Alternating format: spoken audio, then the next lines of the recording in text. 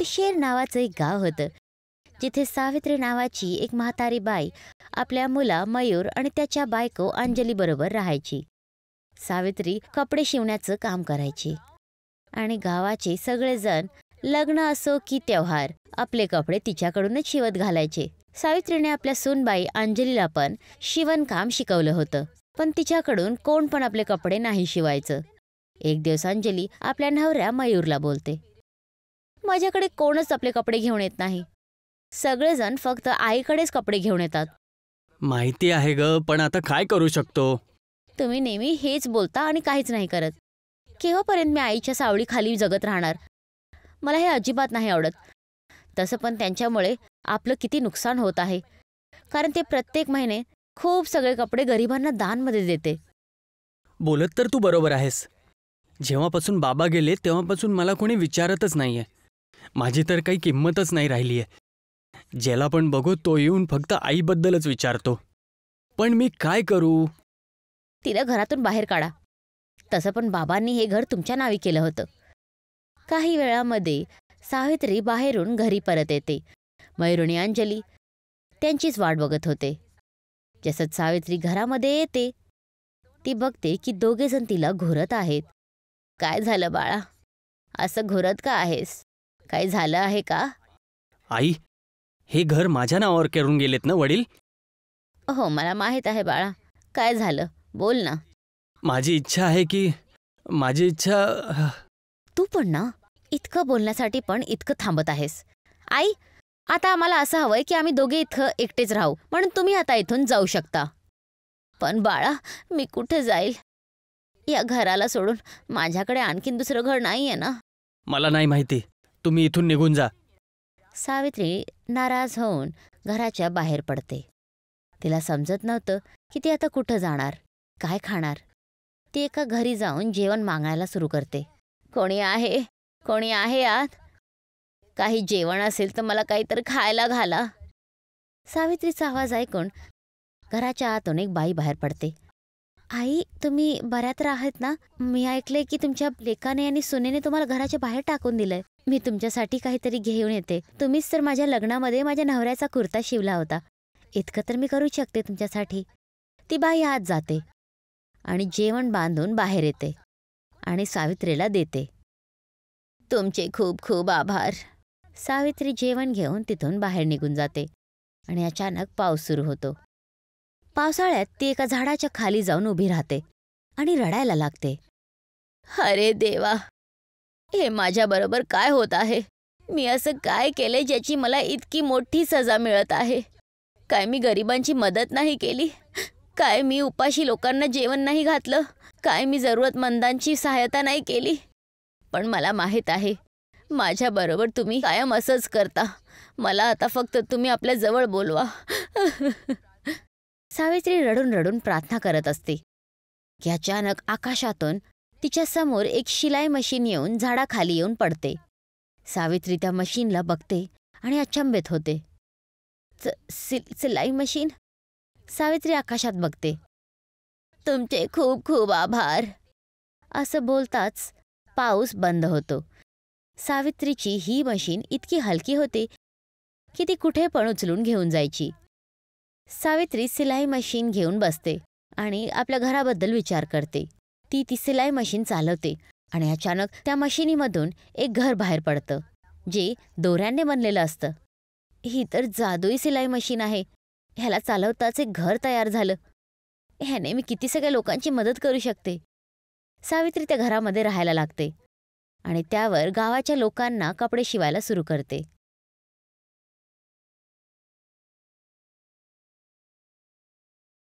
एक दिवस एक गरीब माणूस सावित्रीजवळ येतो. सावित्रीजी, तुमचं घर तर खूपच वेगळं आहे. माझ्या डोक्यावर पण छत नाही. जर तुम्ही मला असंच एक घर बनवून दिलं तर मी तुम्हाला नंतर याचे पैसे पण देईल. ह्याची काही गरज नाहीये. मी तुला असंच एक घर तयार करून देते. सावित्री सिलाई मशीन घराच्या बाहेर घेऊन येते आणि त्या माणसाला दोऱ्याचं एक घर बनवून देते. अरे वा, तुमचं खूप खूप धन्यवाद. तुम्ही हे घर मला खूप लवकर बनवून दिलं. तुम्ही मला घर दिल्याबद्दल धन्यवाद. माझं धन्यवाद नको करूस. ईश्वराचं धन्यवाद कर. हे घर तू कुठं पण उचलून घेऊन जाऊ शकतोस. हे घर फक्त तुझ्यासाठीच असणार आहे. जर का आणि कोणी उचलायला येईल तर हे त्याच्याकडून नाही उचललं जाईल. जर असं आहे तर मी जिथे पण जाईल हे घर माझ्या सोबतच घेऊन जात जाईल. तो माणूस आपल्या सुदोऱ्याच्या घराला उचलून आपल्याबरोबर घेऊन जातो. हळूहळू सगळेजण सुदोऱ्याचं घर बनवण्यासाठी सावित्रीकडे येतात. ज्यांच्याकडे घरं होती त्यांना पण सुदोऱ्याच्या घराची चाहत व्हायला लागते. सगळेजण सुधाग्याचं घर स्वस्तामध्ये सावित्रीकडून घेत होते. आणि दुसरीकडे जमीनदार आपल्या चैल्या चीनूला बोलवतो. हा मालक, बोला, काही त्रास झालाय का? काय झालं? आजकाल व्याजाचे पैसेच येत नाहीयेत. कोणी व्याजावर पैसे नाही घेते का? हो मालक, आजकाल कोणी व्याजावर पैसेच नाही घेते. असं कसं होऊ शकतं? हो मालक, गाववाले घर खरेदी करण्यासाठी व्याजावर पैसे घेत होते, पण आजकाल सगळ्यांना मुफ्तमध्ये नाहीतर कमी रकमेत घर मिळत आहेत. अच्छा, कोण आहे जे तिला घर देत आहे? कोणी म्हातारी आहे मालक, जी सुई धाग्यांपासून घर बनवून लोकांना देत आहे. मी असं ऐकलं आहे की तिच्याकडे एक जादूची शिलाई मशीन आहे. मालक, ही तीच म्हातारी आहे जी तुमच्या मुलाच्या लग्नामध्ये तुमच्यासाठी कुर्ता शिवला होता. अच्छा, ती म्हातारी का? तिचा तर एक मुलगा पण आहे. एक काम कर, जा त्याच्या मुलाला घेऊन इथे ये. चिकू जाऊन मयूर आणि त्याच्या बायको अंजलीला बोलवतो. बोला मालक, माझ्याकडून काही त्रास झाला का? तुझ्याकडून नाही, पण तुझ्या आईकडून नक्कीच दिक्कत होत आहे. तुझ्या आईने गावातल्या लोकांना सुई धाग्यांचं घर बनवून द्यायला चालू केलंय. मालिक, आम्हाला माहित आहे. आम्ही तिला घरातून बाहेर काढलं होतं आणि तरी पण तिच्याचमुळे आज पण आम्हाला इतकी परेशानी उचलावी लागते. आणि त्यानंतर माझ्याकडे अजूनही एक पण ग्राहक कपडे शिवायला येत नाहीये. अच्छा, तर तुम्ही लोक तुमच्या आईपासून परेशान आहात. तुमच्या आईने तर माझ्या नाकात सुद्धा दम करून ठेवलाय. का नाही आपण तिघजण मिळून या समस्येचं हल काढायला पाहिजे? नेके आणि पुछपुछ मालक. जमीनदार चिकूला ती मशीन कसं चलते हे बघण्यासाठी पाठवून देतो. तो त्या आजीकडे जाऊन बोलतो. मी पण गरीब आहे, मला पण एक सुई धाग्याचं घर बनवून द्या ना. तुझा चेहरा कुठंतरी बघितल्यासारखा होतोय. नाही आई, मी तर एकदम गरीब आहे. माझ्याकडे तर राहायला जागा पण नाहीये. सावित्री चिकूसाठी एक घर बनवायला लागते. सावित्री घर कसं बनवते हे चिकू बघतो. चिकू जमीनदाराकडे जातो आणि सगळं काही त्याला सांगून देतो. तर असं बनवते ती म्हातारी सुई धागा घर. जर ती शिलाई मशीन माझ्या हाती लागली तर मी खूपच श्रीमंत होईल. मालक, मला नका विसरू. शेवटी ती शिलाई मशीन माझ्या आईची आहे, त्यामुळेच मला पण काहीतरी भेटलं पाहिजे. आणि आईच्या नंतर ती सिलाई मशीन मी चांगल्यापैकी चालवेन. ठीक आहे, ठीक आहे. कोबी कापला तर सगळ्यातच वाटला जाईल. जसंच रात्र होते, जमीनदार, मयूर आणि अंजली तिघेजण सावित्रीच्या सुदोऱ्याच्या घरामध्ये जाऊन पोचतात आणि बघतात की ती सिलाई मशीन दरवाज्यावरच ठेवलेली होती. जमीनदार सिलाई मशीनला उचलतो आणि घेऊन बाहेर पळायला लागतो. अचानक सिलाई मशीन वजनदार होते. मालक, एकदम बरोबर पकडा. ही शिलाई मशीन खाली पडेल. तुम्हा लोकांना एक सिलाई मशीन जड वाटत आहे. अचानक ती सिलाई मशीन खाली जमिनीवर पडून जाते. याचं वजन एकदम अचानक एवढं जास्त कसं काय झालं? एक काम करूया, मी या सिलाई मशीनला चालवते आणि ह्याच्यातून 2 मोठे मोठे महल बनवते. मग आपण त्यांना उचलून घेऊन जाऊ. वा वा अंजली, तू तर एकदम बुद्धिमान निघालीस.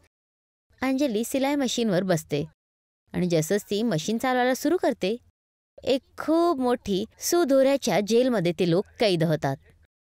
अरे, हे काय होत आहे आपल्यासोबत? हे सगळं शिलाई मशीनमुळे होत आहे.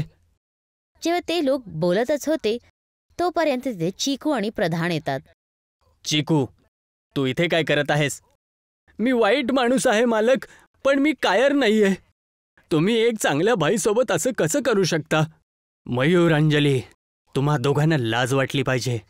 तुम्ही तुमच्या आईसोबत असं कोणी करतं का?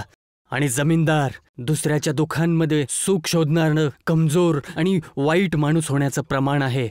प्रधान, मी तुझा मित्र आहे, मला माफ कर. प्रधानजी, मला माफ करा. हे सगळं करण्यासाठी मला आणि माझ्या पत्नीला या जमीनदारने सांगितलं होतं. तुम्ही दोघं तर या जमीनदारापेक्षा मोठे अपराधी आहात. तुम्ही लोकांनी स्वतःच्याच आईला घराच्या बाहेर काढलं होतं. तुम्हा तिघांना गावातून बाहेर काढलं जात आहे.